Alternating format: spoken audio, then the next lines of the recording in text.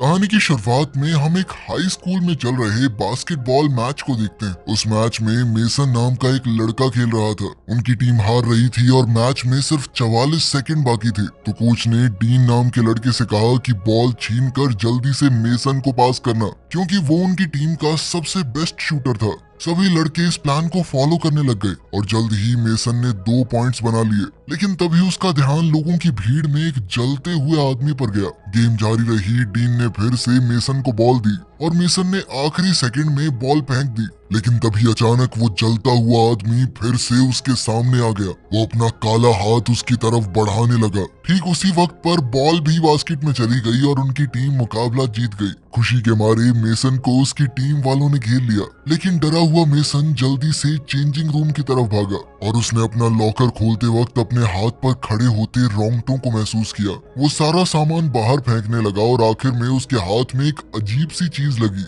तभी एक आवाज ने उसका नाम धीरे से फुसफुसाया और डर के मारे मेसन एक केटल बेल ढूंढने लग गया। उसी वक्त वो जलता हुआ आदमी भी वहां पर आ गया। अब मेसन उससे रहम की भीख मांगने लगा, लेकिन जब वो नहीं रुका तो उसने उस चीज के टुकड़े टुकड़े कर दिए। फिर उसकी नजर दरवाजे की तरफ गई। उसने अपने टीममेट्स को अंदर आते देखा तो चैन की सांस ली। बाद में नहाते वक्त मेसन ने एक अजीब सी आवाज सुनी। उसने नीचे देखा तो राख जैसा कुछ दिखा। फिर जैसे ही वो पीछे मुड़ा तो जलते हुए आदमी ने उसकी गर्दन पकड़ ली और अपना हाथ उसके गले के अंदर डाल दिया, जिससे मेसन के शरीर में भी आग लग गई। जब उसके टीममेट्स ने उसकी चीखें सुनी तो सभी बाथरूम की तरफ दौड़े और उन्होंने मेसन को जलता हुआ देखा। 6 महीने बाद हम क्रिस नाम की एक लड़की को देखते हैं जो अपनी कजन के साथ शिफ्ट हो गई। वो खिड़की की दीवार पर बैठकर स्केच बना रही थी, लेकिन तभी अचानक वो अपने ख्यालों में खोने लग गई। वो जमीन को इस कदर घूरने लगी जैसे अंधेरे की तरह काले ख्याल उसके दिमाग में घुसने लगे हों। लेकिन तभी उसका कजन भाई रे उसे होश में ले आया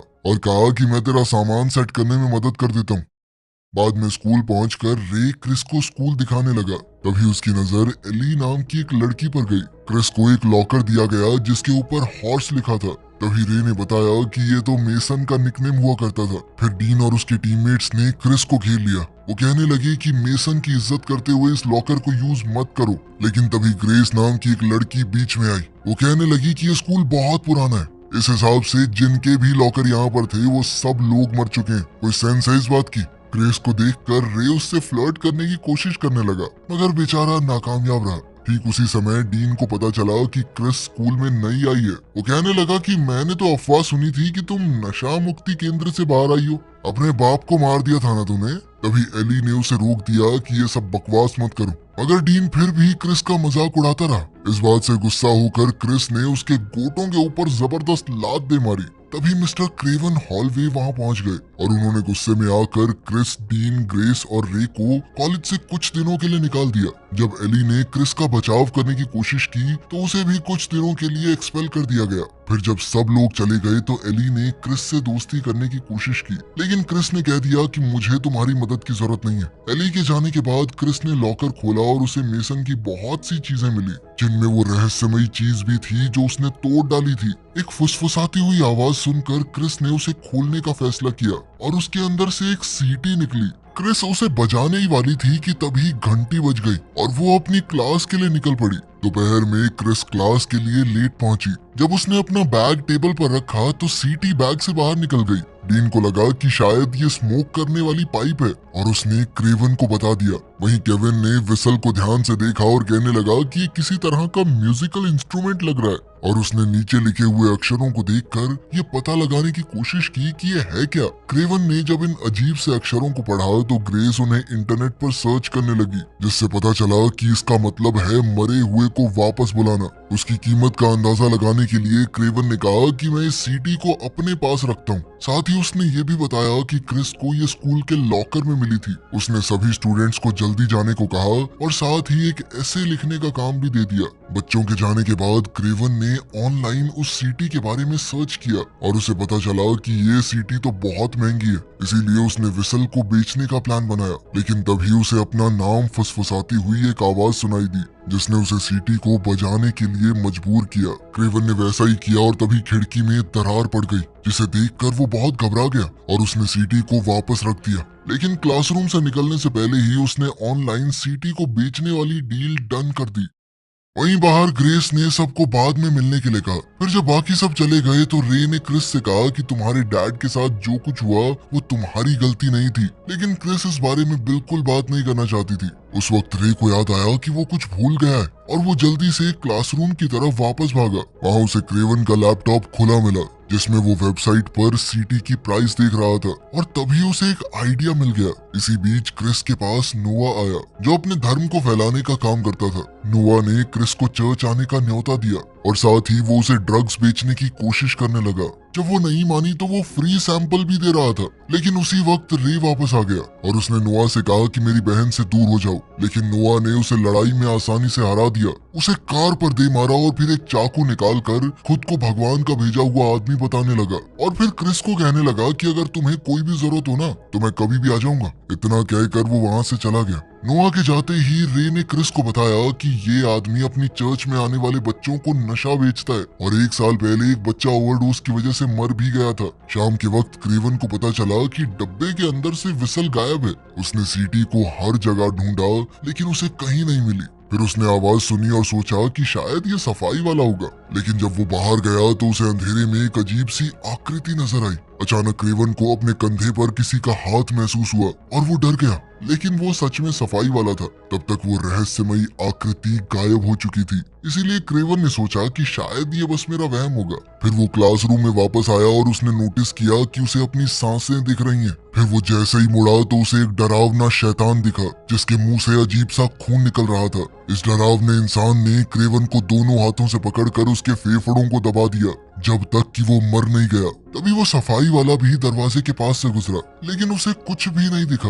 वहीं क्रेवन के मुंह से खून निकलने लग गया। देखते ही देखते क्रेवन भी बिल्कुल शैतान के रूप में बदल गया और नीचे गिर पड़ा। क्रिस के घर पर पता चला कि रे ने विसल को चुरा लिया था। तभी क्रिस ने उनके साथ मजे करने से मना कर दिया। तभी क्रिस ने कहा कि मैं बस आराम करूंगी, तुम लोग मजे करो ना।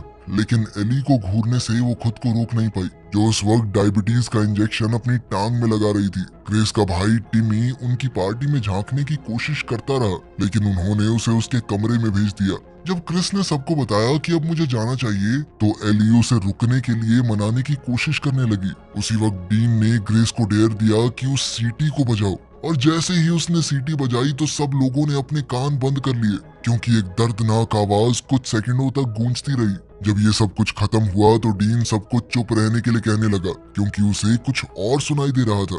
लेकिन जैसे ही बाकी सब भी गौर से सुनने लगे तो डीन ने आवाज निकाली।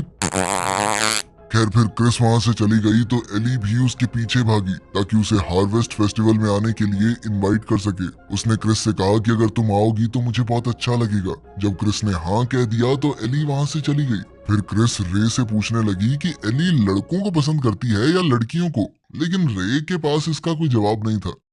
घर पहुंचकर क्रिस एली को मैसेज करना चाहती थी, लेकिन क्या करे ये समझ नहीं आ रहा था। उसे अपना कोई भी आइडिया बढ़िया नहीं लग रहा था। तभी अचानक उसने अपनी खिड़की के बाहर पेड़ पर किसी को खड़ा देखा और वो डरने लगी। लेकिन तभी री के अचानक कमरे में आने से वो चौंक गई। फिर जब उसने दोबारा पेड़ की तरफ देखा तो वहाँ कोई नहीं था। उसी वक्त उसके फोन की घंटी बजी एली के मैसेज के साथ, और ये देखकर क्रिस थोड़ा घबरा गई, क्योंकि उसने मजाक मजाक में गलती से एक फ्लर्टी मैसेज भेज दिया था एली को। लेकिन एली को मैसेज पसंद आया। तभी रे ने फोन ले लिया और अपनी बहन की मदद करने के लिए एली को प्यारे प्यारे मैसेजेस भेजने लगा। दूसरी तरफ जब डीन भी चला गया तो ग्रेस ने अपना ऐसे लिखना शुरू कर दिया, मगर उसे बार बार आवाजें सुनाई देने लगी, जैसे कोई उसका नाम फुसफुसा रहा हो। लेकिन उसे लगा कि शायद टिमी मजाक कर रहा होगा। लेकिन जब उसने अपने भाई के कमरे में लाइट बंद होते हुए देखी तो उसे समझ आया कि ये आवाजें टिमी नहीं कर रहा। तभी अचानक एक डरावना जीव उसके पीछे से भागा और उसने फिर से अपना नाम किसी को फुसफुसाते हुए देखा। अब वो आवाज का पीछा करने लग गई। उसने टेबल के पीछे चेक किया, लेकिन वहाँ पर कुछ नहीं था। उसी वक्त एक डरावने हाथ ने उसे छुआ और उसने मुड़कर देखा तो वहाँ टिमी खड़ा था। ग्रेस ने सोचा कि टिमी इतना दूर है, वो उसे कैसे छू सकता है। अगली सुबह प्रिंसिपल ने सभी स्टूडेंट्स को असेंबली के लिए इकट्ठा किया और क्रेवन की मौत की जानकारी दी। क्रेवन की मौत का कारण लंग कैंसर को बताया गया। तभी एली ने अपने आगे बैठी एक लड़की को कांपते हुए देखा और उसकी गर्दन अचानक टूट गई। फिर वो लड़की अपना सर घुमाकर डरावना चेहरा दिखाने लगी, वो भी एली का नाम फुसफुसाते हुए। उस वक्त ग्रेस ने वो सीटी क्रिस को दे दी और एली अपने भ्रम से बाहर निकल गई। अब वो डरावनी लड़की गायब हो चुकी थी। क्लास के बाद एली और क्रिस मेसन के घर पर चले गए क्योंकि उन्हें लगा कि शायद मेसन के परिवार को उसकी वो सीटी वापस चाहिए होगी। उन्होंने दरवाजा खटखटाया लेकिन वो तो पहले ही खुला हुआ था। लड़कियां अंदर गई और पुराना म्यूजिक सुनते सुनते घर में रखी हुई पुरानी और कीमती चीजों को देखने लग गई। अचानक मेसन की दादी आईवी उनके पीछे आ गई। वो बिना हाय हेलो के उन पर गुस्सा करने लगी। उसका मानना था कि वो दुनिया भर में घूमी थी पुरानी चीजें हासिल करने के लिए। उसने अलग अलग सभ्यताओं की पढ़ाई की, ये जानने के लिए कि लोग मौत के साथ सौदा कैसे करते हैं। एक टेबल पर बहुत सारी दवाइयों की बोतल्स थी। जब क्रिस ने उसे वो सीटी देने की कोशिश की ये कहकर कि मुझे ये मेसन के लॉकर में मिली थी, लेकिन आईवी कहने लगी कि अब ये तुम्हारी है क्योंकि तुम्हें मिली है, बिल्कुल वैसे ही जैसे कभी मुझे और मेसन को मिली थी। कई सालों पहले मुझे ये सीटी ग्वाटेमाला की एक तंग गली में मिली थी। तब से अब तक इस मनहूस सीटी ने मेरी बेटी, मेरे दामाद और अब मेरे पोते को भी मार दिया। इस पर लिखे निशान का सही मतलब है अपनी मौत को बुलाना। जब कोई पैदा होता है उसकी मौत भी साथ ही पैदा होती है, लेकिन वो आती है अपने वक्त पर। लेकिन अगर कोई भी इस सीटी को सुन ले तो उसकी मौत बहुत जल्दी आ जाती है और फिर कोई लंबा जीता नहीं है। फिर आईवी ने वो सीटी वापस क्रिस को दे दी और कहा कि तुम्हें इसे लेना ही नहीं चाहिए था। फिर शाम को लड़कियां हॉस्पिटल के रिकॉर्ड रूम में जा पहुंची। एली मानती है कि मेसन की मौत अजीब थी क्योंकि वो लिटरली नहाते हुए जला था, पर फिर भी इस घटना को गैस लीक का नाम दे दिया गया। फाइल चेक करने पर पता चला कि उसे तो पहचाना भी उसके दांतों से गया था क्योंकि उसका शरीर बहुत ज्यादा जल गया था। उसी वक्त कोई कमरे में आ गया और लड़कियां अलमारियों के पीछे छुप गई। तभी मेसन की रिपोर्ट्स गिर गई और क्रिस ने उनमें से एक उठा ली और पढ़ा कि शरीर की हड्डियों की बनावट के हिसाब से वो 45 से 50 साल की उम्र का था। इससे ये साफ हो गया कि आईवी की कहानी में कुछ तो बात थी। इसका मतलब था कि मेसन की मौत लगभग 48 साल की उम्र में गैस लीक से होने वाली थी और क्रेवन को बाद में कैंसर होना था। ये बात अब लड़कियों को दूसरों को भी बतानी थी, इसीलिए वो एम्प्लॉय के दूसरे पेपर देखने से पहले ही चुपके से निकल गई। हार्वेस्ट फेस्टिवल में सभी लोग अपनी अपनी कॉस्ट्यूम्स में होते हैं। तभी रे ने ग्रेस को ढूंढा और आखिरकार उसे बताया कि मैं तुम्हें पसंद करता हूँ। लेकिन ग्रेस ने उसे बड़े प्यार से मना करते हुए उसके गाल पर किस कर दिया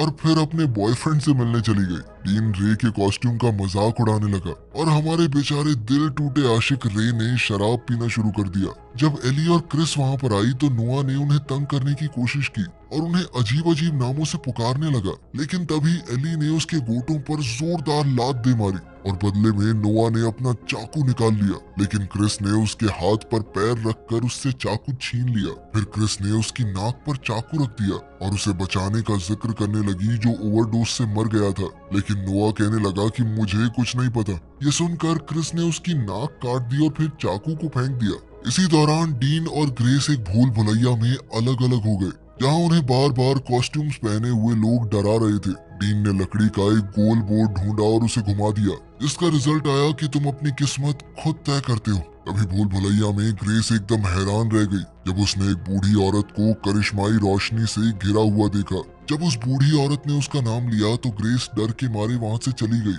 लेकिन फिर उसे वही बूढ़ी औरत दोबारा मिल गई। ग्रेस तुरंत भागी और उसने डीन को मदद के लिए कॉल किया, लेकिन डीन को लगा कि उसे कोई कॉस्ट्यूम पहन के डरा रहा है। अचानक बूढ़ी औरत ने ग्रेस को डराकर नीचे गिरा दिया, जिससे उसका फोन भी गिर गया। ग्रेस ने एक फावड़ा उठा लिया। तभी बूढ़ी औरत ने अपना हाथ उठाकर उसके पीछे की तरफ इशारा किया और जब ग्रेस ने मुड़कर देखा तो वही औरत उसके पीछे खड़ी नजर आई। फिर उसने चीखते हुए औरत पर हमला कर दिया और दोनों जमीन पर गिर गए। जब ग्रेस ने होश संभाला तो अपने खून बहते हुए माथे को छुआ और उसे समझ आया कि उसे भी वही फावड़े वाली चोट लगी है जो बूढ़ी औरत को लगी थी। तब बूढ़ी औरत मुस्कुराने लगी और अपने शरीर को मोड़कर खड़ी हो गई। उसने ग्रेस का पीछा करना शुरू कर दिया। ग्रेस जितना तेज हो सके उतना तेज भागने लगी। उधर डीन भी परेशान होने लगा क्योंकि ग्रेस फोन का जवाब नहीं दे रही थी। फिर डीन उसे यहाँ वहाँ ढूंढने लगा। ग्रेस और भी घबरा गई जब वो एक बंद रास्ते में फंस गई थी, लेकिन खुशकिस्मती से उसे दीवार में एक छुपी हुई गुफा मिल गई और वो रेंगते हुए वहां घुस गई। लेकिन बूढ़ी औरत जल्द ही उसके पीछे आ गई और वो ग्रेस की टांग पकड़कर अपनी डरावनी उंगलियां उसके पैर में घुसाने लगी। फिर उसने अपना हाथ ग्रेस के गले में डाल दिया, जिससे उसका शरीर बदलने लगा। ग्रेस ने खुद को छुड़ा लिया और आगे बढ़ती रही। जब तक वो भूल भुलैया के बीच में नहीं पहुंच गई। लेकिन बदकिस्मती से वो बूढ़ी औरत लाइट के खंबे पर दिखाई दी और ग्रेस को बदलने के लिए बूढ़ी औरत ने उसे किस कर दिया। लेकिन जब तक डीन वहां पहुंचा तब तक ग्रेस तो झुर्रियों से भरा हुआ एक बूढ़ा शरीर बन चुकी थी। बाद में स्कूल जिम के अंदर डीन ने ये मानने से इनकार कर दिया कि वो बॉडी ग्रेस की थी। तभी लड़कियों ने आईवी की कही हुई बात बताई और वो दोनों मानती हैं कि उन्हें मौत करीब आती हुई महसूस हुई थी। डीन अभी भी ये मान नहीं रहा था। तभी रे ने उसे याद दिलाया कि ग्रेस को सीटी बजाने के लिए तुमने ही डेयर किया था, तो इस हिसाब से उसकी मौत की वजह भी तुम ही हो। गुस्से में डीन ने उसे धक्का दे दिया और साथ ही जो वो ग्रेस से प्यार करता था उसका मजाक उड़ाने लगा, जिस वजह से रे दुखी होकर वहां से भाग गया। कुछ देर बाद नशे में चूर डीन अपने कमरे में खिड़की के रास्ते से घुस गया। जब उसने शीशे में देखा तो उसे एक आदमी नजर आया जिसके शरीर पर भयानक चोटों के निशान थे। वो बौखलाकर पीछे हटा तो गलती से उससे कमरे में रखा लैंप टूट गया। तभी वो मेन लाइट ऑन करने के लिए दौड़ा, लेकिन तब तक वो आदमी गायब हो गया। तभी डीन के माँ बाप दरवाजा खटखटाने लगे कि कैसी आवाज थी ये। इस पर डीन ने कह दिया कि मैं बस सपना देख रहा था। तभी गुस्से में उसके पिता उसे पीने और नशे में गाड़ी चलाने के लिए डांटने लगे। वो कहने लगे कि एक दिन तेरी यही हरकतें तुझे मार डालेंगी। इस दौरान क्रिस के घर पर उसने एली को बताया कि 1 साल पहले मैंने ओवरडोज कर लिया था। मेरे पापा मुझे अपनी कार में हड़बड़ी में हॉस्पिटल ले जा रहे थे, लेकिन रास्ते में एक ट्रक के साथ उनका एक्सीडेंट हो गया और उनकी मौके पर ही मौत हो गई। कभी कभी मैं सोचती हूँ कि पापा की जगह अगर मैं ही खत्म हो जाती तो ठीक था। तभी एली ने उसे तसल्ली देते हुए किस कर दिया और दोनों एक दूसरे के करीब आ गई। छत पर रे बारिश में बैठा ग्रेस के बारे में सोचने लगा। अचानक उसने अपने हाथों में और टेडी बियर पर खून लगा देखा और फिर एक बॉडी को कुचल देने वाली मशीन के अंदर जाते हुए। लेकिन ये सब सिर्फ उसके दिमाग में हुआ था। अगले दिन रे और लड़कियां आईवी से मिलने गई जो बिस्तर पर बीमार पड़ी थी। उसने बताया कि अगर इस आफत को रोकना है तो उन्हें अपनी मौत किसी और को ट्रांसफर करनी होगी, अपने खून से उन पर निशान बनाकर। जब क्रिस ने शीशे में देखा तो उसने अपनी मौत को अपने बिल्कुल पीछे खड़ा देखा, जिसके हाथ में एक हथियार भी था। जैसे ही वो गायब हुई, आईवी बिस्तर पर मर गई। इसके बाद तीनों सोचते हैं कि क्या करना चाहिए। रे अपनी मौत को आगे पास करना चाहता है, लेकिन एली की नजरों में ये खून था और वो इसके खिलाफ हो गई। वो इस बात पर झगड़ने लगे और रे अकेला वहां से चला गया। घर पर डीन ने ग्रेस की मौत की न्यूज देखी और उसने टीवी बंद कर दिया। उसे अभी भी इस बात पर विश्वास नहीं हो रहा था कि ग्रेस मर गई है। तभी अचानक उसके कमरे का दरवाजा थोड़ा सा खुला और एक डरावना हाथ कमरे में झांकने लगा। डीन ने दरवाजे पर कुर्सी फेंक कर मारी, जिससे उसके पेरेंट्स भी वहां पर आ गए। डीन ने जल्दी से दरवाजा बंद कर दिया ताकि वो अंदर ना आ सके। फिर अचानक उसके कमरे की चीजें अपने आप हिलने लगी और डीन की मौत ने बाहर आकर उसका सर पकड़ लिया। अब उसका शरीर किसी कार हादसे की तरह हिलने लगा। सारे जख्म धीरे धीरे उसके शरीर में दिखने लगे। उसकी हड्डियां टूटने लगी और शरीर के ऑर्गन्स ने काम करना बंद कर दिया। जब तक उसके पेरेंट्स दरवाजा तोड़कर अंदर आए तब तक डीन जमीन पर गिरा हुआ एक लाश बन चुका था। इसी दौरान क्रिस और एली रे को उसके कमरे में ढूंढने आ गई, लेकिन वो वहां पर नहीं था। उन्हें कमरे में उसकी तस्वीरें मिली जहां वो स्टील की फैक्ट्री में काम करता था और एक कॉमिक बुक जिसमें एक हीरो एक बुरे इंसान को मार रहा था जो शायद एक सुराग था। चर्च के अंदर रे ने नोआ को बच्चों को अलविदा कहते हुए देखा। फिर जब सभी लोग चले गए तो रे चर्च के अंदर घुस गया और वो भी अपने हाथ में बंदूक लेकर। सबसे पहले उसने गमले को गोली से उड़ा दिया ताकि नोआ को दिखा सके कि वो मजाक नहीं कर रहा। तभी अचानक चर्च की बेल बजी और रे का ध्यान भटक गया। तभी नोआ उस पर झपट पड़ा और दोनों के बीच में लड़ाई शुरू हो गई। रे नीचे गिर गया और नोआ ने उसकी बंदूक अपने हाथों में ले ली, लेकिन जब वो गोली चलाने की कोशिश करने लगा तो बंदूक ने काम करना बंद कर दिया। ये देखकर रे ने एक ट्रे नोआ को मारी ताकि उसे बेहोश कर सके। बाद में जब नोआ होश में आया तो उसने खुद को बंधा हुआ पाया, वो भी एक स्टील फैक्ट्री में। इसके बाद रे ने अपनी जेब से ड्रग्स निकाले और नोआ को उन्हें निगलने के लिए मजबूर कर दिया। फिर रे ने अपने हाथ से थोड़ा खून निकाला और दूसरे हाथ से सीटी को बाहर निकाल लिया, जिससे उसके रोंगटे खड़े हो गए।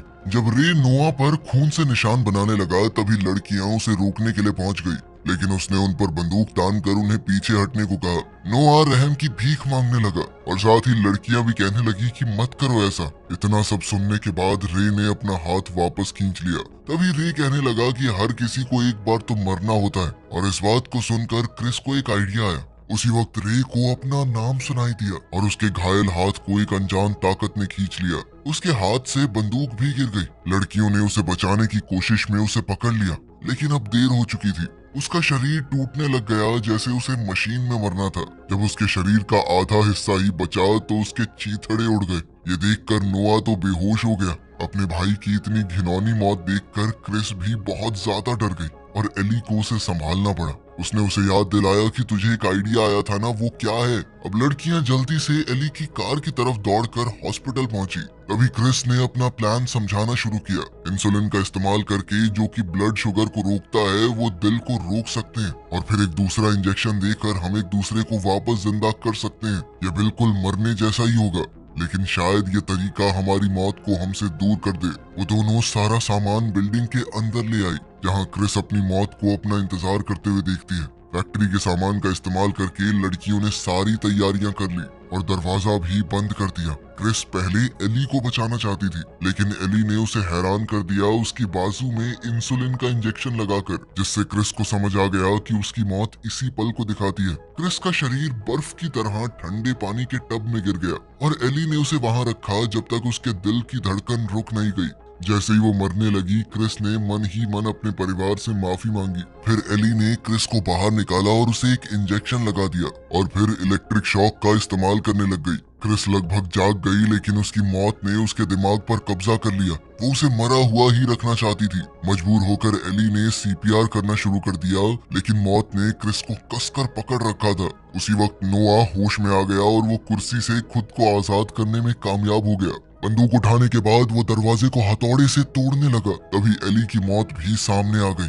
उसकी मौत उसी लड़की के रूप में आ गई जिसे उसने असेंबली में देखा था। वहीं नोआ ने दरवाजे में एक सुराख कर दिया और अपना हाथ अंदर डालकर गोलियां चलानी शुरू कर दी। उसने इलेक्ट्रिक शॉक देने वाली मशीन को तोड़ दिया और इस सब में एली को भी चोट लग गई, लेकिन वो एली को क्रिस का नाम बार बार लेने से रोक नहीं पाया, जिसने क्रिस को इतनी ताकत दी कि वो आखिरकार मौत को दूर धकेल सके। क्रिस जाग गई और उसने एली को जमीन पर तड़पते हुए देखा। उसकी मौत एक टक उसे देख रही थी। उसी वक्त नोआ अंदर आया और कहने लगा कि भगवान ने हर किसी को किसी काम के लिए पैदा किया है। उसने एली के खून को छू लिया, जिससे उसकी मौत गायब हो गई और नोआ की अपनी मौत सामने आ गई। उसने गोलियां चलाई, लेकिन हर गोली उसके शरीर को भी चोट पहुंचाने लगी। वो गिर गया और उसकी मौत ने जल्द ही उसे मार दिया। अब क्रिस ने एली को गले लगाया। तभी उनकी नजर उस टूटी हुई सीटी पर पड़ी, जो शायद गोली लगने से टूट गई थी। अब से 3 महीने बाद क्रिस को कभी कभी लगता था कि वो अपनी मौत को देखती है, लेकिन उसने एली के साथ खुशी से जीना सीख लिया था। इसी दौरान एक दूसरी लड़की को अपने लॉकर में पता नहीं कैसे वो सीटी मिली और उसने असेंबली के दौरान वो सीटी निकाल कर बजा दी। इसी के साथ ये भयानक कहानी खत्म हुई। मिलते हैं अगली वीडियो में।